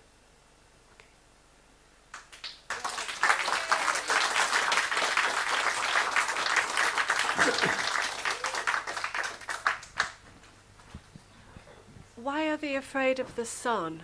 Why are the chemtrails so concentrated in front of the sun?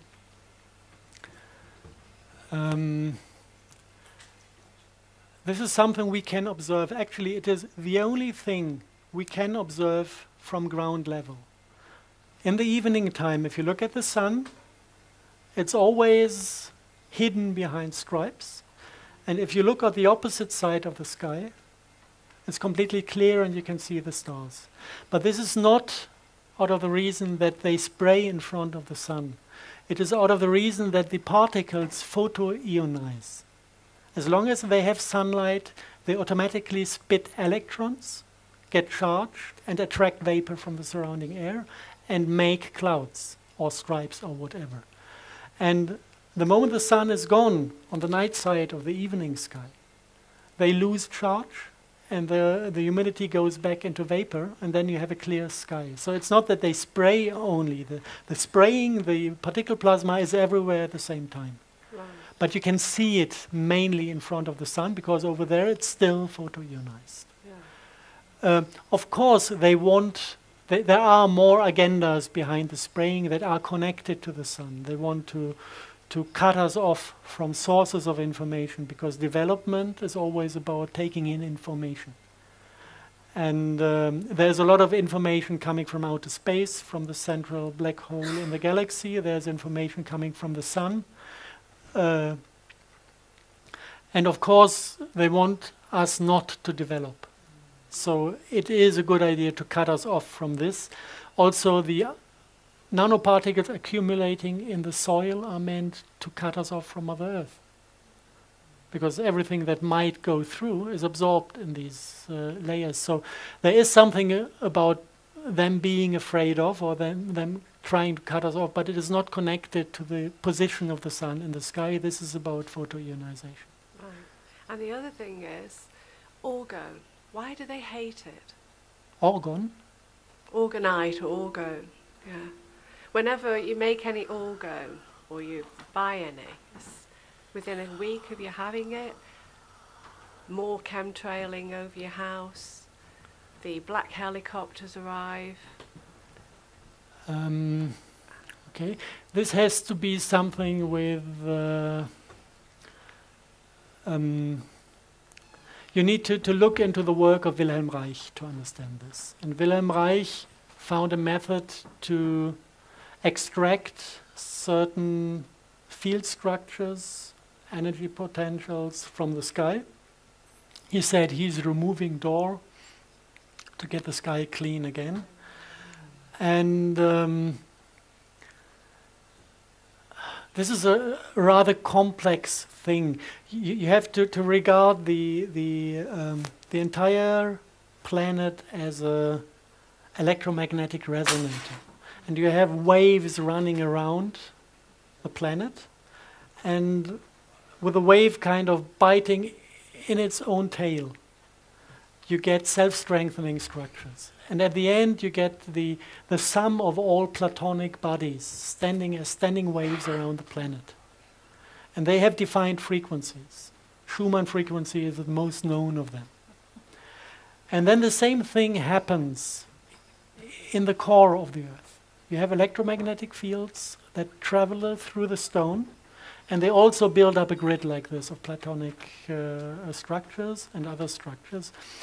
And this goes around the planet. You can measure this by sticking 2 electrodes into the ground, and then you measure 50 hertz from the European electricity grid, and you measure 60 hertz from the American electricity grid. Same strength as the European one. This goes around the planet. And if you look at this structure, you can kind of ask yourself the question, are the sky and the earth in harmony with each other? Are they resonating on the same frequencies or not? And the thing is, if they resonate on the same frequency, then the 2 field structures can unite and print out scalar structures, scalar fields. This is what we call life force. Yeah. So life force on planet is dependent on the unification of 2 longitudinal waveforms that need to be in harmony. In former times, we had the trees with an antenna system to the air and an antenna system to the ground, keeping this resonance stable. Yeah? Then they started to cut down the rainforests, and then you come into this desert state. Desert state means no plants available, disconnection between the 2 systems, and then they start to play their individual frequency games. Do not reconnect at any point because there's no antenna system reconnecting them. And then you don't have the development of life force anymore. And then you deeply go into the desert status. So the entire technologies based on Wilhelm Reich are there to reconnect and to extract the wrong frequencies. And this is kind of giving us back the life force.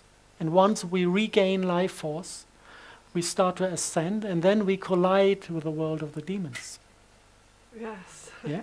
And they hate. Yeah. They And hate then they can't act from the hidden. People who are kind of have high vibrations, high amount of scalar potential accumulated within their system, they will shine. This is what you see when you have an holy man in front of yourself, and they will be able to see the Archons. Because they're getting closer and closer to their realm. Yes. And this is something because their entire biology depends on being invisible.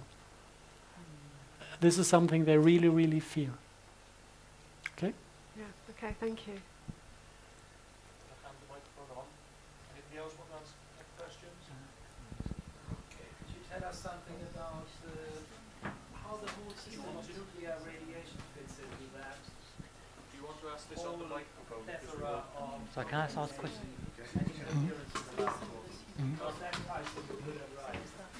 don't have the microphone, we can't hear you on the recording. Okay, I repeat the question. The question was how the concept of radioactivity fits into the Wilhelm Reich topic. And there are different points where it fits in. The first thing is radioactivity is ionizing air.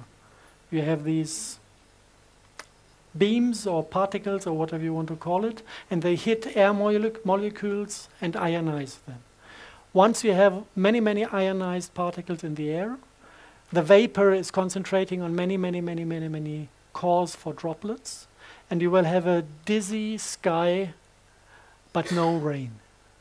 So this basically is what killed the Sahel zone. You have the testing of nuclear weapons by France in the 60s, and you had the uranium mining in Niger. And both completely, you can see, if you look at the direction of wind in Africa. You can see how this radioactivity from the mining fields is causing the droughts in the Sahel zone. And once you start interacting with the electromagnetic fields in the atmosphere, you also can discharge the air particles again. When you lower the overall electricity and field strength in the sky, all these effects go down and you have less haze in the air, blue sky, and the chance to form clouds that rain. You need to know if you look into the sky, if you have high pressure, you have this hazy, dizzy, whitish sky, whiteout. And if you have low pressure, you form clouds, and they look like brown sausages. They are completely oversaturated, and they also don't deliver rain. So you need to distinguish a few things before it really becomes a theory. But actually, the radioactivity is adding up ions to the air. And if you have too many ions in the air, it's hopeless. So there are many good reasons and also good methods to extract the radioactivity from the air. But it's a completely different. If you want to, I can make a Bases 60-something or 70-something about desert greening in Africa. Then we can deeply dive into the topic of climate control and healing of natural systems instead of fucking them up even more. The question is really that I have is, to what extent does that door empty all the tension up there, all that ionizing we're talking about, to what extent does that facilitate this whole picture that you've got on the screen there?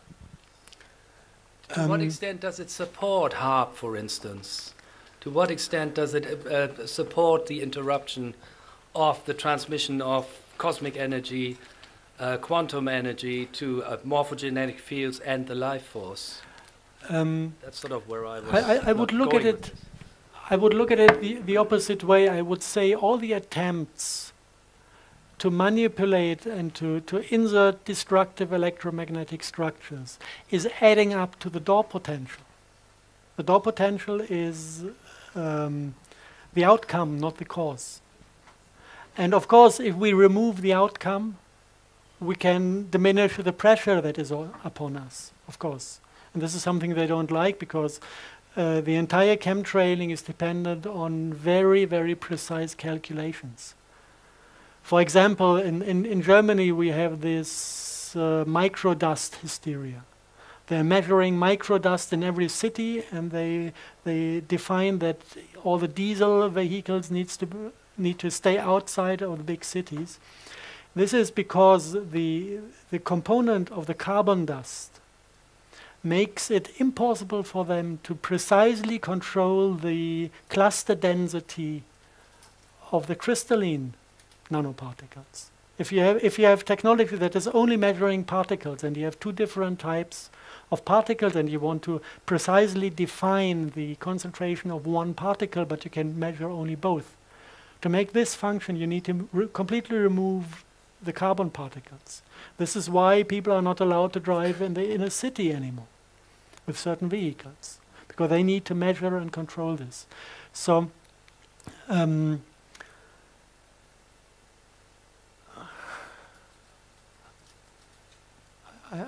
is it answered now, or sort of?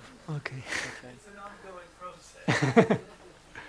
Yes. Yeah, is this why we got disasters like in Japan, or all these uranium and power things exploding, etc., causing radiation to go up in the sky, and like they had it in Russia?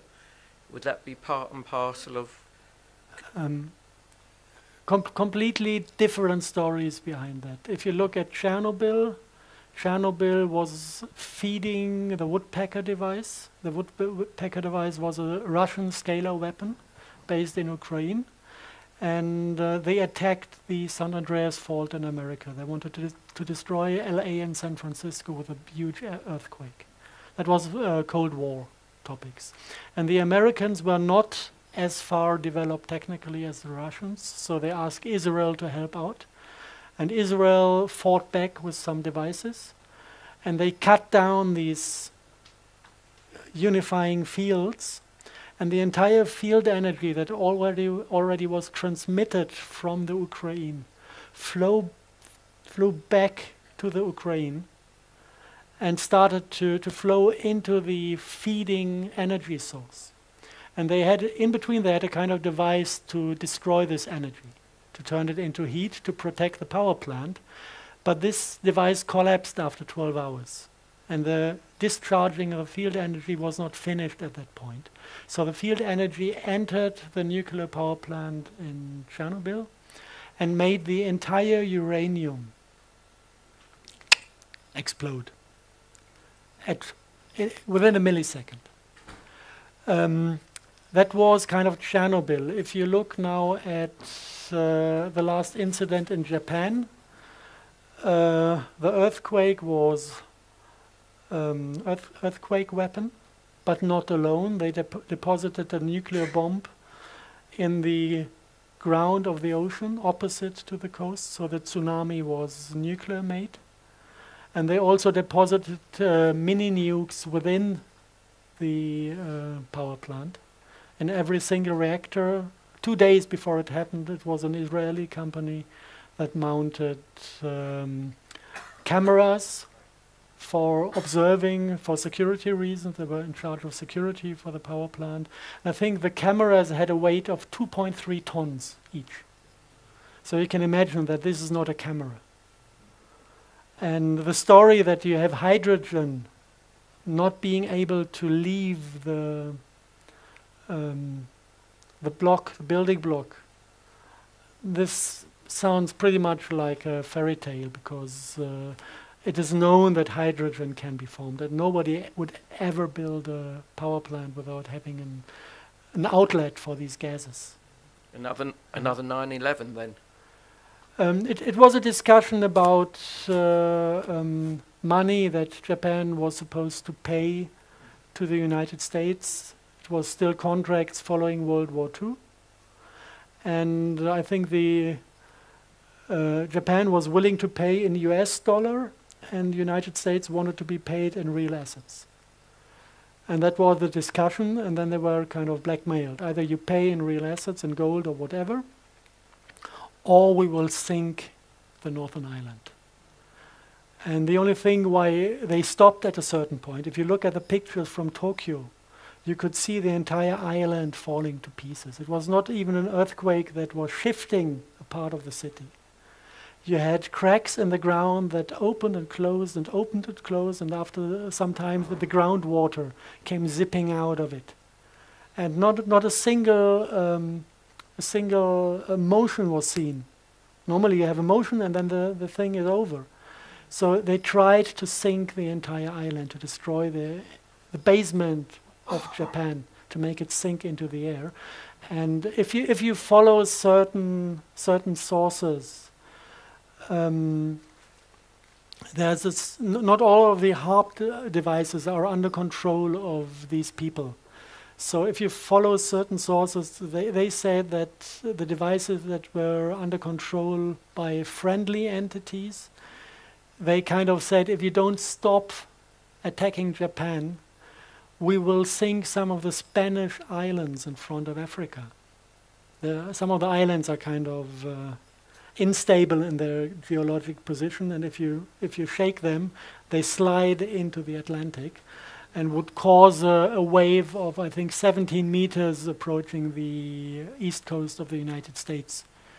And at that point, they stopped shaking Japan. This is unconfirmed information coming from the White Dragon community.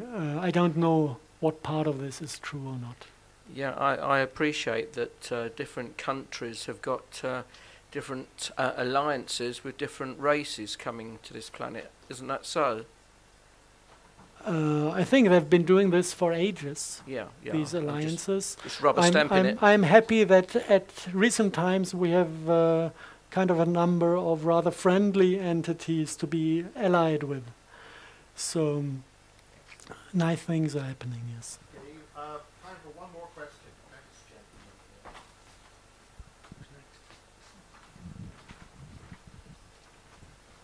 Are there any positive uses for scalar wave technology, such as like radionics or any type of positive use you can see for scalar waves?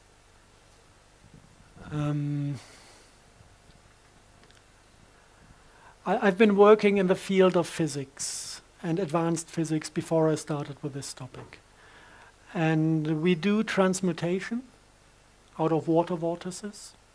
We can create oil out of water at costs where the device that is doing this, if you mass produce it at cheap costs, the cost of the device would be in after 4 hours of working. So you kind of invest 6,000 euros, and after 4 hours you have oil with a value of 6,000 euros. This is completely impossible to introduce into the economy we have. This is a game changer. The moment these technologies are out, we will stop using money. We'll stop having an idea in our mind that it is necessary to possess things. It's if you look at what we do now, it's what happened to the apes in this beautiful experiment. I love this story. I have to repeat it every time I'm on stage. They tried to teach apes to use money. It took 3 days. They knew how it works.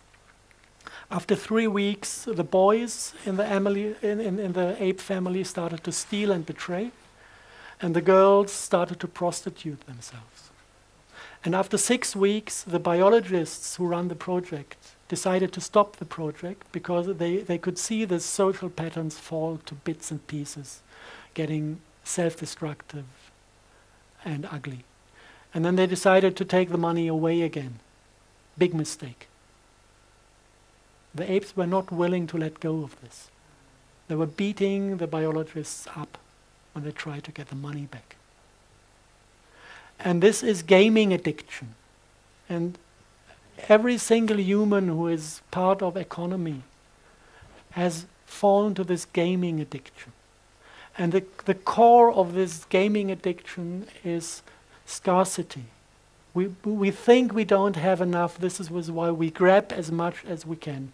This is what creates the idea of money and the idea to possess things. This is not nature. This is a demonic program to bring us into self-destructive patterns. Look at the Red Indians in America, at the native tribes. They don't have money, they have love. If they do something, they do it out of the original reason to do things. If we do something, we do it for cash. And we are so in scarcity that we do everything for cash. Look at the Hollywood productions.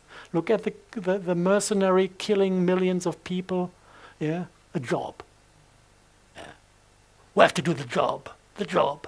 Yeah? This is where money brings us to. And the moment when you have these two options of transmuting every element you need and producing energy as much as you need, we enter a world of abundance. And this can only work if also the psychology of the scarcity is leaving. If we let go of this and start to trust the other cycle of, I know that there's enough of everybody. This is why I let go everything I don't need in this moment and share it with other people. And they gain trust in the thought that there really is enough for everybody. And this is also self-strengthening. And at the moment we are kind of diving through the hole of the needle, leaving one system, entering the other one. It's a process that is going to take place during the next 3 to 5 years. And when we are through, nothing is going to be the same on this planet. The ones who survive this are the ones who collect the spirit and swim in front of the wave. They're going to just dive through these transformations, survive, and come out on the other side as somebody who is living in abundance. And whoever is not willing to learn the lesson is going to choke himself in scarcity.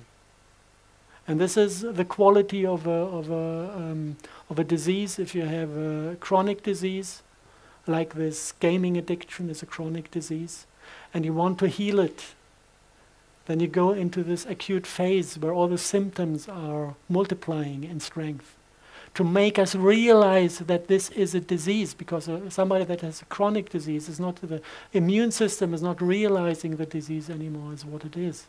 So you need to multiply the symptoms to give the system a kick to start realizing where the enemy is.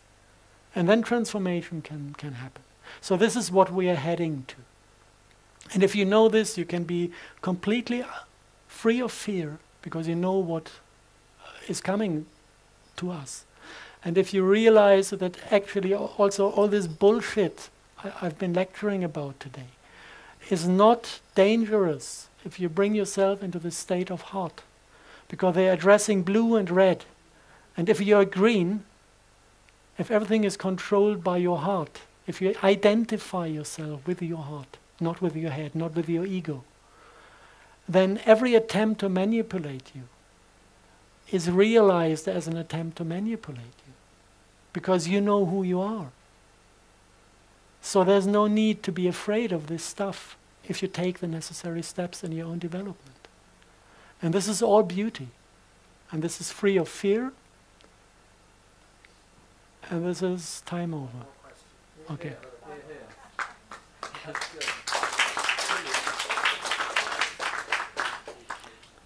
Yeah. I'm really, really happy with your story. I'm very impressed by your research, but I'm very happy with the way you conclude your story. For me as a healer, it's great to hear a researcher like you to get me the theory that backs up my experiences as a healer. So thank you very, very much. My question is, how many people need to really get awake to create this morphogenetic field to allow others who are not so much into a willingness to know to make the transformation happen?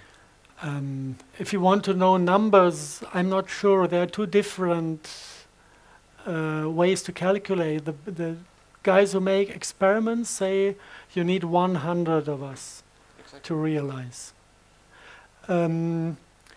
If you go into the older traditions, it is kind of the multiplication of 12. You need 12 in the first step, like Jesus had 12 followers, and then it goes to 144, and then it multiplies by 12, and each multiplication brings a new quality. And like this, you get a kind of multiple step development. And personally, I believe more in the 12 mathematic than in the 100, because this is only for, I think they learned how to wash potatoes, and when 100 apes were able to wash potatoes, all the apes on all the islands who have never seen this happening immediately started to wash potatoes before eating. So this was the 100 number. I think we humans are more on 12. It makes more sense in the context of sacred geometry. Yes, yes. So, but okay, I'll get back to it.